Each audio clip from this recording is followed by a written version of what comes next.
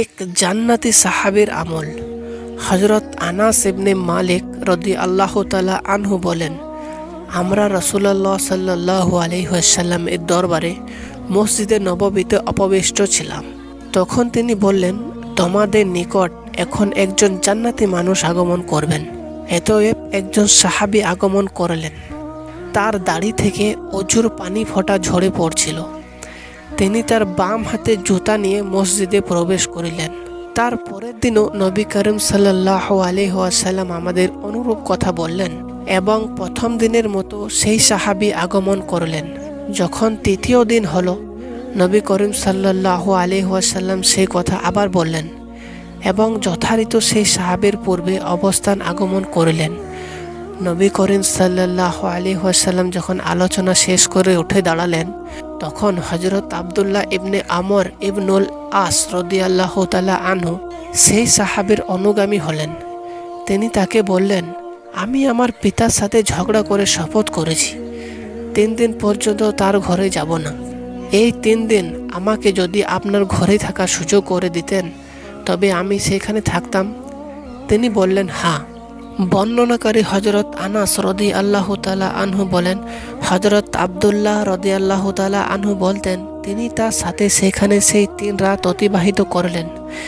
তিনি তাকে রাতে উঠে তাহাজ্জুদ নামাজ পড়তেও দেখলেন না।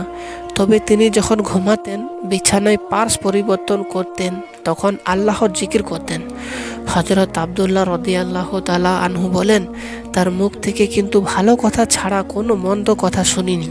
যখন 3 দিন অতিবাহিত হয়ে গেল এবং তার আমলকে সাধারণ ও মামুলি মনে করতে লাগলাম, তখন তাকে বললাম, হে আল্লাহর বান্দা, আমি রাসূলুল্লাহ সাল্লাল্লাহু আলাইহি ওয়াসাল্লাম আপনার সম্পর্কে 3 বার একই কথা বলতে শুনেছি যে এখনই তোমাদের নিকট একজন জান্নাতি মানুষ আগমন করবেন। উক্ত 3 বারই আপনি আগমন করেছেন। তাই আমি ইচ্ছা করেছিলাম আপনি কি আমল করেন তা দেখতে আপনার নিকট থাকব, যাতে আমিও তা করতে পারি। আপনাকে তো বেশি আমল করতে দেখিনি, তাহলে কোন গুণ আপনাকে এই মহান মর্যাদায় উপনীত করেছে যা রাসূলুল্লাহ সাল্লাল্লাহু আলাইহি ওয়াসাল্লাম বলেছেন? তিনি বললেন, তুমি যা দেখেছো ওই অতটুকু। হযরত আব্দুল্লাহ ইবনে আমর রাদিয়াল্লাহু তাআলা আনহু বলেন, যখন আমি ফিরে আসলাম তখন তিনি আমাকে ডাকলেন। তারপর বললেন, আমার আমল বলতে ওই অতটুকুই যা তুমি দেখেছ।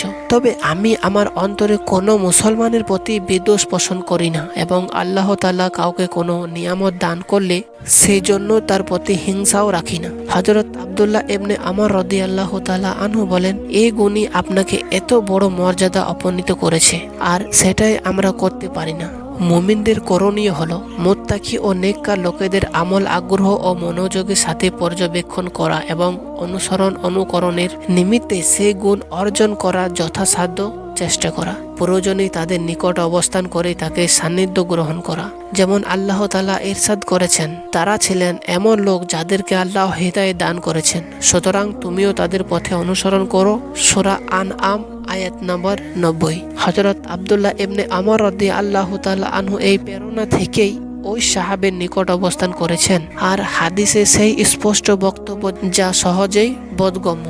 জান্নাত লাভের অধিকারী নিষ্কলুষ আত্মার ফজিলত, আত্মশুদ্ধি করা, অন্তরকে পাক পবিত্র রাখা এবং হিংসা বিদ্বেষ ও অন্যান্য আত্মার ব্যাধি থেকে মুক্ত রাখা হচ্ছে এমন একটা গুণ যা মানুষের দুনিয়া ও আখিরাত সফলতার শীর্ষ চূড়ায় নিয়ে যায় তথা জান্নাত লাভের উপযোগী বানায়। মানুষের অন্তর হলো ঈমান, ইখলাস ও তাকওয়ার স্থান। সুতরাং কোনো খাঁটি মুমিনের অন্তরে ঈমান, তাকওয়া ও হিংসা বিদ্বেষ কখনো একত্র হতে পারে না। এই জন্যই রাসূল করিম সাল্লাল্লাহু আলাইহি ওয়াসাল্লাম হযরত আনাস রাদিয়াল্লাহু তাআলা আনহুকে বলেছেন, হে বসত, কারো প্রতি বিদ্বেষ পোষণ করা ব্যতীত তুমি যদি সকাল সন্ধ্যা অতিবাহিত করতে জীবন কাটাতে সক্ষম হও তাহলে তাই করো। হিংসা বিদ্বেষ হলো ঈমান ইসলামের পরিপন্থী এবং এমন অসৎ প্রবণতা যা মানুষের নেকিতে ধ্বংস করে এবং জান্নাতের পথ হতে দূরে সরিয়ে দেয়। তাছাড়া হাদিস শরীফে বর্ণিত হয়েছে, মানুষ যতক্ষণ হিংসা বিদ্বেষ থেকে মুক্ত থাকবে ততক্ষণ তারা কল্যাণের ওপর অবিচল থাকবে। আল্লাহ তাআলা আমাদের পবিত্র হিদায়াত দান করুন।